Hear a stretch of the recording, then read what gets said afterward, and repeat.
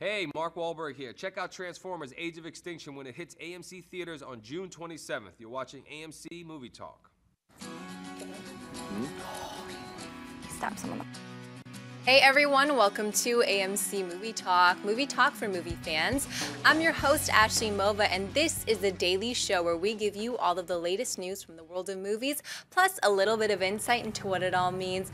Leading off the show today is AMC Movie News Senior Editor, Amy Rose Eisenbach. Welcome back to Movie Talk, friends. I got a request pretty late yesterday to see if I could run the show, because John was going to, I'll give you $5 if you can guess the location that John decided to go to. Vegas? Shocker! Also here, writer-director John Schnepp. My poker face. What about that? John, can't you win some of that money? Lady Gaga. Also your AMC's very own Alicia Malone. Hello. I feel like we're nicely color coordinated today. That wide shot was just beautiful. So beautiful. It's important. And also your one half of Schmoes Know, Mark Ellis. I have not been to Vegas since I lost $200 in Bakersfield on the way to Vegas, so I turned around. I like that Think Like a Man's right behind you, too, with all the Vegas. That's kind of fun, poetic. Well, Zak Penn has been hired to rewrite Warner Brothers' screenplay for the sci-fi video game influence story from Ernie Cline, Ready Player One. The novel is set in dystopian 2044, where the internet is a virtual reality system called the Oasis. When the creator of the Oasis dies, he reveals that he's leaving his massive fortune and controlling ownership of the Oasis to the person who discovers the hidden Easter egg in it. Penn is known for writing the original screenplay for The Avengers and The Incredible Hulk. Amy Rose, do you think Penn is a good fit to write Ready Player One?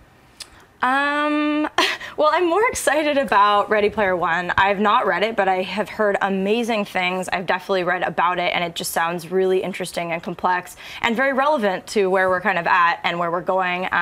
But Penn's credits, I can't say. I mean, he's the one that bashed my lovable X-Men in The Last Stand. So I'm not, that's not a name that I'm like, So I do think, though, because he also worked on the Atari games thing, which makes a lot of sense for a property like this. And we see this happen a lot of times when people like working together, they continue down that path. So it makes sense to me, but I'm more excited about the content than the writer for now. And whoever they get to direct it is going to be also very, very telling.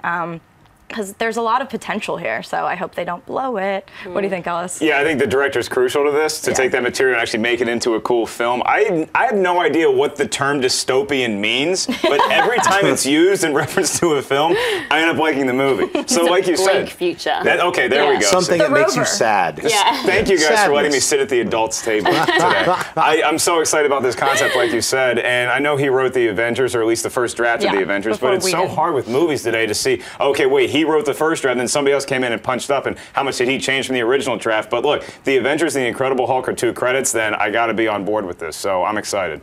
Alicia? I like this idea because I read this book just a few months ago. It is really interesting. It's fun to read, but it also has a layer of some predictions for the future, how we could possibly be living more of our lives in a virtual world than in our actual world. More dystopian. Yeah. One would say. Perhaps dystopian? Yeah, perhaps dystopian. This show makes you smarter. That's right. I just learned 5 things from Ellis. Well, the world is so dystopian that they have to escape to this virtual world. So when you're reading the book, it is very visual, so I can't wait to see their Oasis in action. But I like this choice because, Marvel movies have, the ones that he's worked on, have that humor that the book has. It's got the action that the book has as well, the special effects and some good pop culture references. There's a lot of 80s gamer and movie references in there, which is super cool. And particularly because he was involved with unearthing all these E.T. Atari games, I think he definitely... That should be woven into the script. Like all they play are old Atari games. Yeah. We're not into graphics anymore. We got to be devolved into like 4 or 5 cubes moving around. They play a lot of the old games, so it's really cool. Well, I better read the book. I actually have the book sitting among a bunch of other books that I need to read, but maybe I'll just watch the movie. I think it's a good choice. Zak Penn. He'll probably get someone else will be brought in, ghost polish it up, and then it really is all about the director with movies. So gotta wait for that. So. All right, what's next? While doing press for Scott Derrickson's Deliver Us from Evil, actor Edgar Ramirez told IGN that he has been in talks about a potential role in Derrickson's upcoming film, Doctor Strange. It's been reported that Benedict Cumberbatch, Jared Leto, and Tom Hardy are on Marvel's wish list for the Sorcerer Supreme, so Ramirez is most likely up for a supporting role. Schnepp, would you like to see Ramirez appear in Doctor Strange? I don't know. I don't know. What else has he been in? He was in Zero Dark 30. Okay. He was in with a bunch of other dudes shooting in the darkness. Yeah. And he was like the one real dude that's not CGI in Wrath of the Titans. Yeah. Okay, and it's like Wrath of the Domino Titans. with Keira Knightley. Forgettable. All right, so anyway, he must be. I hope he gets cast as someone in Doctor Strange, because I don't think he's going to be Doctor Strange. That would be weird, though. What if he was Doctor Strange? That would be. Would people be mad at that? He looks a little bit like Doctor Strange. He can handle it. Yeah, I kind of share your sentiments on this. I don't know enough of his credits. Like, sure, we've gone through a couple, but it's not like he was a breakout star in any of those. But yeah, I mean, he's good looking. He could be Mordu. He could be the villain Mordu. Yeah, or he could be Clea. There we go. But we just talked about this too with people that work together, and like that makes a lot of sense. If Derrickson really liked working with him on Deliver Me from Evil, then it would make sense to be like, let's keep this going, because when you get in that groove with someone, like we see this happen all the time in the industry, it makes a lot of sense to me. Why do we keep asking you back? We like you, Ellis. Because not everybody can be a star, and nobody realizes that like me. Edgar Ramirez, he's a fantastic actor, but he's not a star. If the San Antonio Spurs taught us anything, is that you don't need a team of stars to make something great. You already have your named people that are going to be in Doctor Strange. You need supporting roles that are going to be up to par with the talent level of everybody else in the film, and I think Edgar Ramirez is a fantastic choice for that reason. Now, if he gets cast as Doctor Strange, I'll come back and talk about why that's a good move. But I love that you had to bring the Spurs in here. Thank you. Well done. Beat the Heat. Go Spurs. What do you think, Schnepp? About the thing I just talked about already? Here, who is Ramirez? Let's go into, what about Ramirez? Let's go deeper into Ramirez, okay? Well, I got to talk to Edgar Ramirez over the weekend for Deliver Us from Evil, with the interviews you'll see here soon. And so I spoke to him about Scott Derrickson and whether he enjoyed working with him and his particular style. And of course, he spoke very, very highly of him. So I can see that they had a great relationship. It makes sense that they want to work together again. I don't think he's the strongest part of Deliver Us from Evil. Is it scary? Is it scary? It's scary. How is it? Is it good? I'm really excited to see this film. It's scary? Yeah. Awesome. I mean, there's a lot of movie. familiar horror beats, so I won't go into too much, but I still jumped a mile and hid behind my hair. But so I think this is good that they should work together again. I think it's interesting that him and Benedict Cumberbatch have been up for similar roles. Totally different actors, very different, but yeah. I'm all board. Alicia definitely took one for the team on the Scary Movie, because she's not the biggest fan. No. But Chrisley's like, oh hell nah. We all know where she stands. So way to put on your big girl pants for that one. I'm really proud of you. Thank you. I was scared. All right, guys, we're now reached the buy or sell portion of our show. The lovely Miss Mova has a couple other items picked out in the world of movie news, and my wonderful panelists and I are simply going to say if we buy or sell it. A new trailer and the first character posters from the Michael Bay-produced Teenage Mutant Ninja Turtles have been released, and the first 3 posters feature Leonardo, Michelangelo, and Raphael. Alicia, buy or sell the new trailer and posters? Sell. I was a huge Teenage Mutant Ninja Turtle fan when I was young, so I think that clouds my judgment a bit. But I don't like the way these turtles look. They look scary. I don't like the human lips, and I think once you see that internet meme of Michelangelo as Shrek, you can't unsee that at all. Plus, this trailer just made my ears bleed with all the dubstep. And I still don't like Megan Fox as April O'Neil. But I did like the way that they revealed these posters with her doing a video for YouTube saying, tweet out your favorite Teenage Mutant Ninja Turtle and we'll unlock the posters. So it's cool that they're involving the fans, but I'm not on board. So you like the social, but not the products? Yeah, not the actual thing. What do you think, Ellis? I'm gonna buy it with a Diners Club card, because I'm very excited. I was a huge fan of Turtles growing up too, and I feel like these Turtles, if you're on a dating website, the picture that you see is the old Turtles. Then when they actually show up to dinner, that's what these guys look like. It'd be horrifying. Because it's scarier and it's horrifying and they're more creepy looking. But I don't think it's necessarily a bad thing for the movie to have this different take on it. I think Michelangelo looks adorable. Leonardo looks a little like intense, but I'm excited for this movie, and I think that they look like they should look in 2014. Adorable turtles. Yeah, I mean, adorable is a strong word, but Michelangelo's cute. He's the fun guy. He's the fun guy. There's no pizza, absolutely. though. I'm going to sell it for now, too.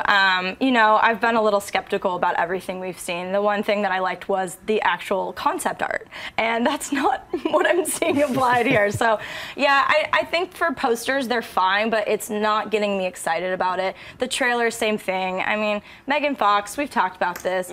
The less she talks, the better. She's a beautiful woman, but her acting skills are not where I want them to be. But yeah, so everything I've seen thus far, I'm gonna sell it for now, but maybe it will turn out to be really fun. I just don't want them to hurt my childhood either, and turtles were a big part of it, so. Well, I'm going to enthusiastically buy it. Thank you, sir.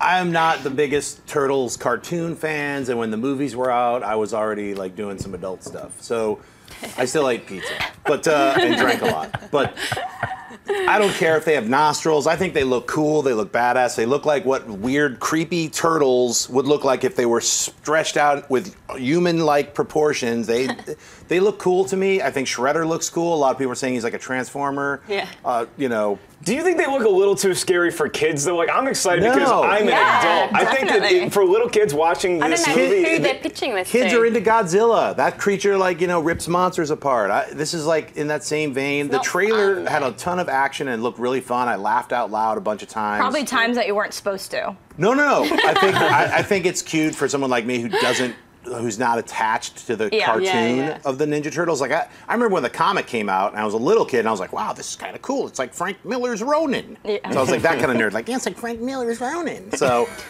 that's my base, and this feels like, hey, an obvious extension of that. Megan Fox doesn't bother me. I think I like her when she's on screen. I don't have any problems with her. And, I think I'm going to see this movie twice, and I'm not taking my 6-year-old. Luckily, he doesn't exist. Bam! All right, next one. The final trailer has been released for the sequel, The Purge Anarchy. The film continues to build on the terrifying concept of crime and murder being legal for 12 hours. Ooh. Mark, buy or sell the final trailer? Look, I understand everybody that made the trailer, job well done. Thank you for making a mini movie that made me not have to pay money to see The Purge Anarchy because you gave away too much. I'm going to sell the trailer, but I'm still going to buy the concept of the actual film. I think that they need to show a lot in this trailer because the last Purge didn't do that well and it wasn't received that well, but it's such a neat concept that they wanted to try to reboot it. However, they gave away way too many plot points and twists in this trailer. I love horror movies because I like the reveal. I like seeing that on the big screen, not when I'm watching YouTube at 3 in the morning. Which I do frequently. Alicia?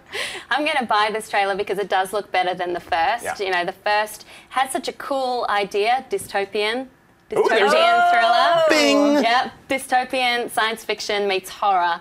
Cool idea, but it ended up being just a home invasion. This one looks bigger, more locations. I like the twist. Yeah, I wish they didn't reveal that either, but this kind of looks a bit Hunger Games-esque, creepy. Totally. So I'm on board. I'm also on board. The first one, like, maybe it wasn't received extremely well, but it had a really small budget, and they made a sequel, so it did well enough to bring this one. And I really like Frank Grillo, so I think he adds something good to this kind of. And the premise is seriously terrifying. Like, thank you for celebrating this, you know, American blah blah blah part of our history, and like 12 hours of just madness. Like, it's a really cool concept, and I do like that the same writer director is back because they can maybe take the criticism surrounding the first one and then just make it better. So we'll see, but the trailer I did think was pretty creepy. So for now. I'm going to buy it. I think I like the trailer, the second trailer, not this new trailer, because I agree with Ellis that now I'm like, oh, it's like The Running Man. That's I was like, I didn't know that when they showed the second trailer that came out a few months ago. Yeah, I was going to see it. I was like, wow, that was a badass trailer. They took it outside of the home. It's on the streets now. I'll see it. And now this just gives away too much. So if you can pull that last trailer that you just released yesterday, please, and don't just re-release the one you released 4 months ago and say it's new. No one will remember. But I'm buying it. The concept. If there's any confusion, he is buying it. I'd like to confuse everyone with dystopian nightmares. Success. All right, what's next? Despite Disney and producer Jerry Bruckheimer not having a partnership anymore, Bruckheimer did reveal that they still intend on moving forward with Pirates of the Caribbean 5, stating that they hopefully will get started after the first of the year. That's what we're looking forward to. Amy Rose, buy or sell Pirates 5 moving forward? I'm going to passionately sell this one.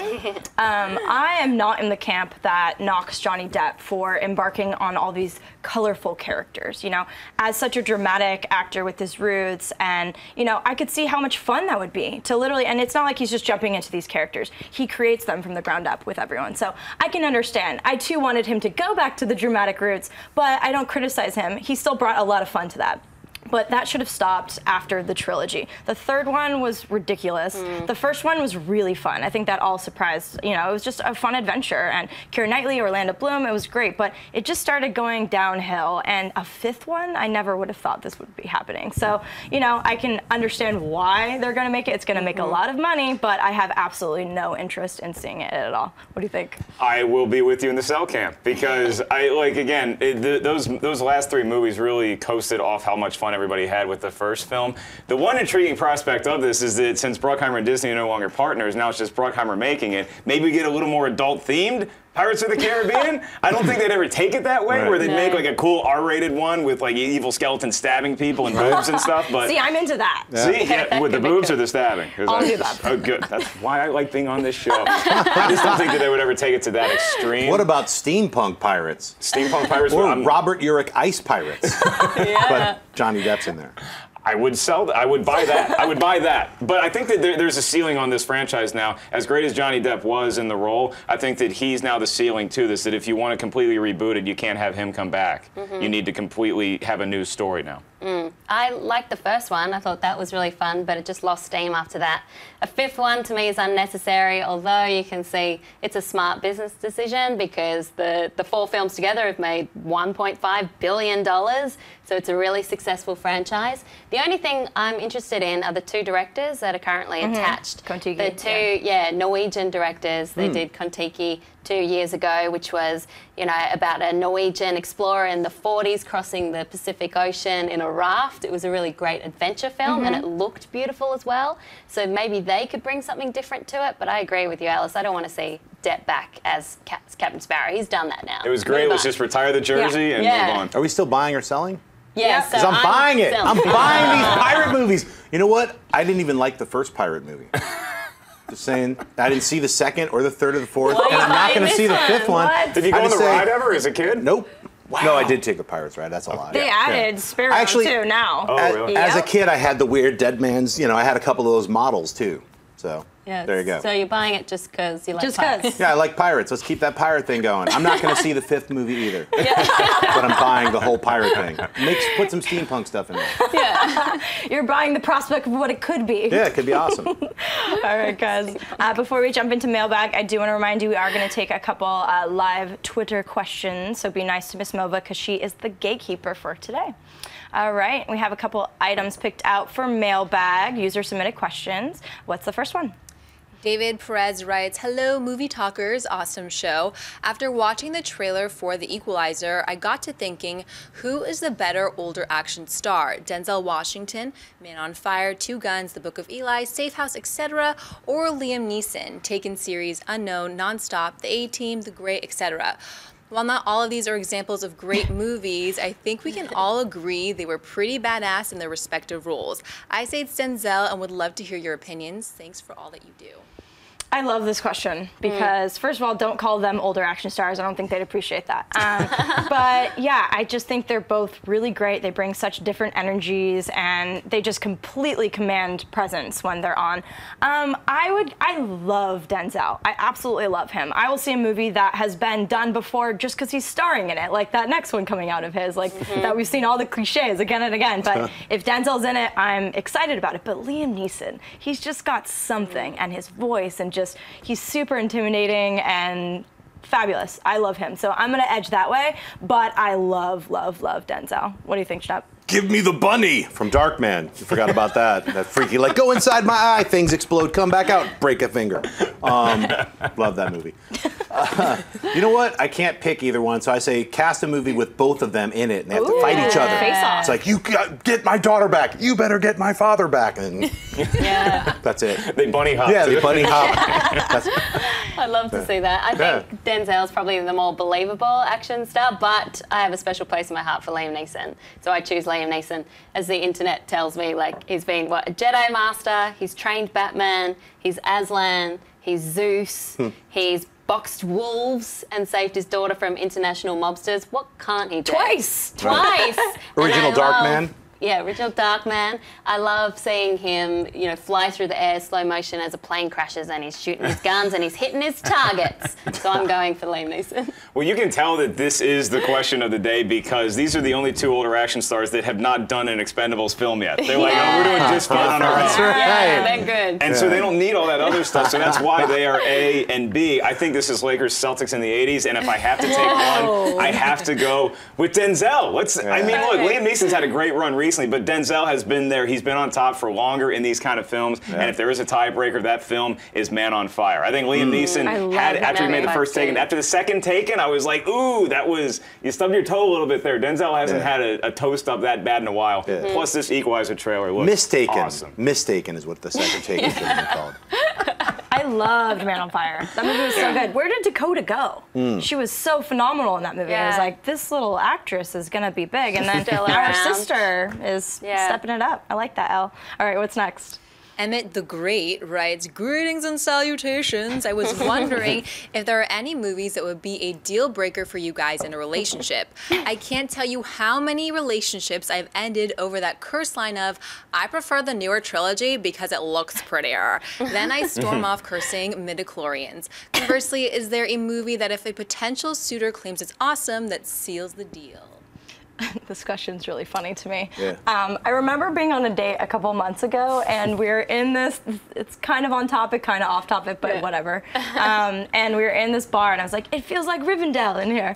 And he actually knew what I was talking about, and I loved that, but then he went so much farther into literally talking about everything in Middle-earth and all of that. You and opened Pandora's box. Yeah, and I was like, okay, let's reel it in. And he kept like bringing it back in, and I was like, oh dear. But the initial Lord of the Rings, I was like, yes, I'm not just the bigger nerd at this table. That was great. It became a Clerks 2 moment, like one ring, we can relax with the ring. Does something come to mind with this question for you? For me, a long time ago in a galaxy far, earlier relationship, we had just seen Existence, David Cronenberg's Existence. I'm a big Cronenberg fan. We were leaving the theater, and I was like, oh my God, wasn't that movie incredible? It was like the down-to-earth Matrix. And she was like, I hated it. I thought it was boring and it was disgusting. And I was like, wow, we're gonna break up. I didn't say that, but I instantly was like, how can you totally think the opposite? And then we argued about it first in like a conversational way, and then it became an argument, and then it was nothing, and then years later we broke up. So. Was that cited in the breakup? It wasn't. And Existence is an awesome movie. Right. With the tooth gun, I was like, this is over. Shoot myself. I honestly would not have a problem with this. He goes by the name Emmett the Great, and if you've had that many girls, then congratulations, my friend. I don't care if you like Star Wars. I don't care if you like. If she likes the prequels, guess what? That's still a girl that likes Star Wars. Okay, you catch that leprechaun, and if he's like, oh, sorry, the pot's of silver, not of gold, you still keep the money. You know, like there's no movie that I would break up with you over. There's just, I can't think of anything. Not Rocky, Jaws, oh, you don't like sharks. I can rationalize it. And then when I have my guy time, that's when I can enjoy my films. I will say, a buddy of mine, Josh McCouga from our Schmoes Know show, he went on a date with a girl who didn't like the Muppets. And he didn't know this before he took her to see the Muppet movie. Oh, no. That wasn't a good play. No. That might give me pause. Creatures with fleece make me nervous. Fleece everywhere. Yeah. I think I can get on board with someone liking a movie I don't like. If they have a good reason for it, then I'm all into it. But I remember being on a date, I think like last year, and the guy says to me, oh, I don't like foreign films because it's got all that reading. All that reading you have to do. And I was like, check, please. Right. We're getting out of here. See ya. So I think if someone wasn't willing to branch out and see something different besides the mindless blockbusters, we'll say one of the best dates I have had here in LA was a guy who took me to the Stanley Kubrick exhibit at the museum. Good and he was like, I don't know much about Stanley Kubrick. I know he's your jam. fill me in, teach me everything. And I was like, rah, rah, rah. I was in heaven. It was the best. So anything like classic movies, obscure indies, then that would be the I think the main thing is, even if someone has an like, I didn't like this movie and you did, if they can argue why they didn't in an intelligent manner, that's cool. Just to be like, I didn't like it because I didn't understand it. Get out of here. I don't have zero patience. I don't want to read. I just don't like feeling like the bigger nerd, you know? Like, I remember getting opening, day tickets to, like, Iron Man, and my boyfriend's like, okay, you want to see that? And I was like, like, I just don't like feeling like the bigger nerd. Like, I'm the female. That's very optimistic of you, and I'm glad your perspective on it. Well, look, if you don't want to feel like the bigger nerd, then I'm happy to go out anytime. You got my number. Zing! That's right. All right, Ashley, you have a couple live questions. Hope they're good today. What's the first one? Mr. Film Critic writes, hey AMC crew, love the show. We know Marvel's slate for 2016, but what about the open 2017 slate? Your guess. Right. Say it. In a word. I mean, there's so many different films that it could be, but it's just speculation, and I don't want to get my heart set on a film that could be opening up and it could not work. But I do hope that Black Panther comes out. Be a big fan. What of about that Doctor Strange? That's Doctor the thing. Strange. They haven't slated it yet, and they're casting it, and they got a director. Well, I think that's the one. That's an obvious pick, but I also feel like they could do a little game of misdirection and keep dominating the release slate. So I don't know. Yeah, well, they've done the stuff on Earth. Now they're starting with the cosmos, the galaxy, and then they're going into the supernatural with Doctor Strange. So I don't know too much about the Marvel characters, but if there was a supernatural character who's really cool, then maybe that could be a good way for them to continue that. I think Jurassic World, you got Godzilla. Why not Devil Dinosaur? Step up and get Devil Dinosaur going, Marvel. Dinosaur Ghost in the second one. That's right. Anything you'd like to see?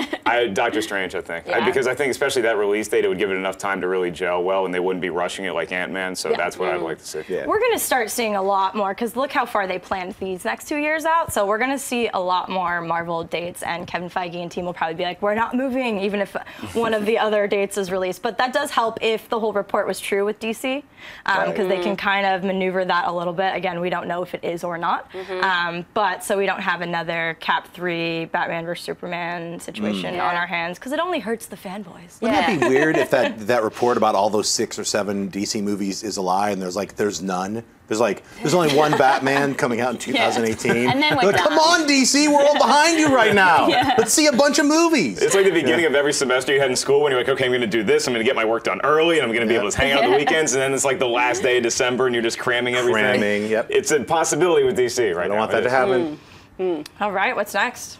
Jay Grinsler writes, what are your opinions of the Turtles, Tony S., Johnny Knoxville's voices in the new TMNT trailer?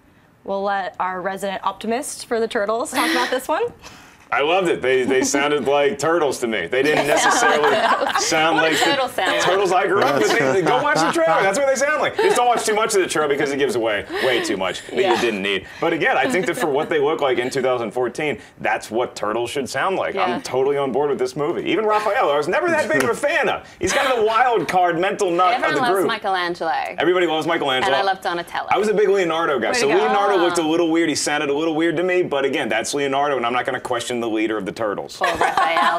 How dare you question the Turtles talking, that's weird, I don't like it. Everything I have wrong with this film, it's not the voices. So I'm okay with that right now. I couldn't actually pick the voices, like who the stars were behind the voices, because there are some names like Johnny Knoxville, but they didn't jump out in the trailer, so that is a good thing. No, that's true. I didn't know who was talking. Edgar Ramirez does all 4 voices, actually. So. Ramirez! He's a chameleon, that guy. The star we need, I tell you. All right, what's next? Schmoes Know writes, hey, any thoughts on this Harrison Ford replaced in episode 7 and Tom Cruise in? Are you tweeting? And we don't even know. I was tweeting with my toes. Why don't you tell us, resident Schmoes Know expert? That Tom Cruise is going to take over. Was it a cameo or was it taking over? For Harrison Ford in episode 7. This must be a joke question. I think it's a joke question, and in that spirit, I'm going to say that if I am dating a girl and we go see episode 7 and she loves the fact that Tom Cruise played Harrison Ford's character Han Solo, that is one time when I will find grounds to break up with you. I was reading something about this, but I thought it was just that he's rumored for a cameo The Tom Cruise in the film. I mean, if he's wearing like but if he's dressed up like an Ewok or something, I think that's just kind of funny. Him and like JJ. Tom Cruise as an Ewok scenario. I'm really He's into about that the one. same height, so I think it works. Ouch. But something interesting about Star Wars, you mentioned Cronenberg being a favourite one. Cronenberg recently came out and said that they asked him to do one of the sequels, but he said no because he doesn't do sequels. Oh, that would have been awesome. Or he doesn't do material that's not his own. Right. But that would have been interesting. That would have been it, but at the same time, Weird, it's like but that whole interesting. like when Lynch got asked to do like Return of the Return Jedi. of the I'm Jedi. glad he didn't. I'm glad he just does his own stuff. I'd Yeah. rather Cronenberg do some of his own more weirder stuff. So. Yeah. Yeah, and Harrison Ford, I have definitely seen that like delayed for years and this, but we're not talking about all those rumors yet. I mean, he is so pivotal to this franchise that they're gonna make it work, even if he's sitting without action with his broken leg like Well, this. yeah, Pew, pew, pew. we were talking about that last Yeah. week. They could shoot around him. They could use body doubles. They got a Yeah. dude standing. They could put his head Yeah. on another person with CG replacement. Everything else was practical except the CG Harrison Ford. Yeah. You know? I would like to see Tom Cruise play a Sith. I think that would be pretty cool. Because initially I'd be like, I don't want to see him in this, but I do like seeing him go evil. Like in Collateral, we saw that. He was Yeah. really good in that role. So if they did throw him, otherwise I creepy. wouldn't want him in this universe. Just saying. All right, what's next? Let's take one more. All right, Matt Millen writes, hey AMC crew, love the show. Have you heard any news on Hot Tub Time Machine 2? Will it hit theaters or go direct to video? I haven't heard anything on this front for a while. I did hear that Kevin Spacey was not returning, but the other cast was. And I love Kevin Spacey, but it's the premise that people are excited Kevin about. Spacey? Excuse me.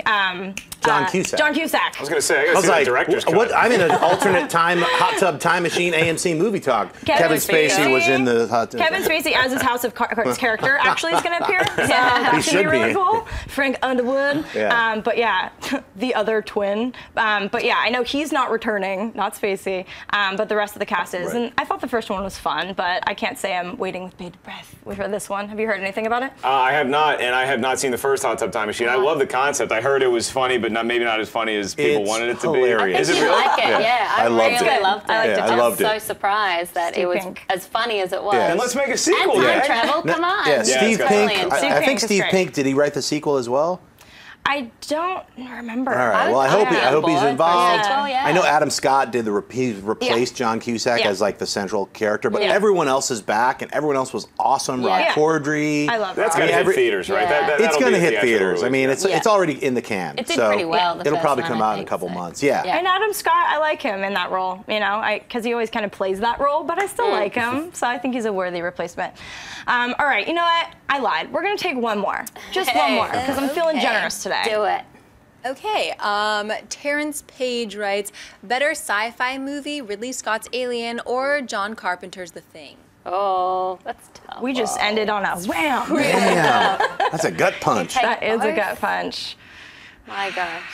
What do you think? Give us 10 minutes, Yeah. guys. Let's deliberate We'll come back this one a little tomorrow. bit. I'll go first. As much as I love the Alien franchise, or at least the first two movies, and then the lore of everything else, just as standalone films at this point, I'm actually going to take the underdog and go with The Thing. No pun intended, but I'm going to take the underdog. Kurt Russell in his prime and how scary that movie was the first time I saw it, I think that edges out the first Alien for me a little bit, but they're both great movies. So. They're both so great, They both are full great. of tension, both terrifing and very simple at the same Yeah. time. And both, it's like what you don't see is much scarier than when you do see it. I'd have to choose Alien. Yeah. Yeah. I went just a Snow, soft you went spot outer for it. space. Yeah. I'm gonna split it and say for production design and amazing graphical science fiction that hasn't been on screen before, like the dirty industrialized stuff, Mobius's designs, Yes. Giger's Alien designs, that kind of the look and art of it.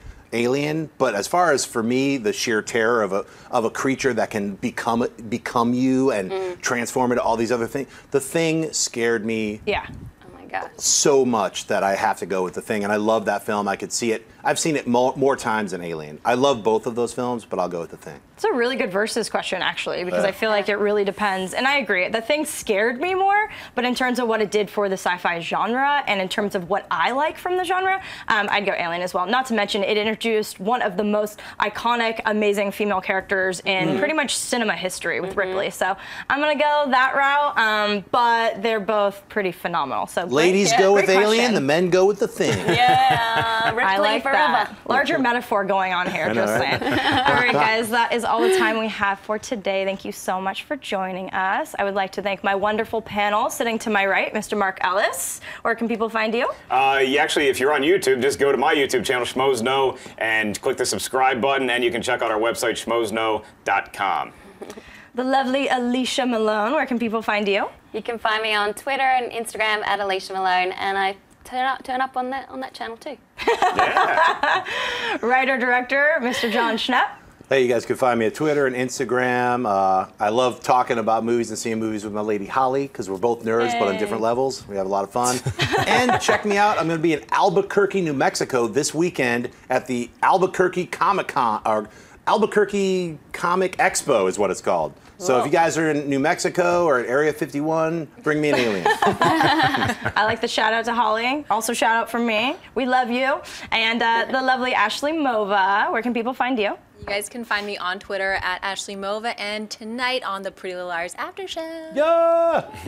Yeah, be sure to check that out. It films right here. And I'm Amy Rose with AMC Movie News. Be sure to like us, follow us, go see a movie. A lot of good things out. And we really appreciate all your support.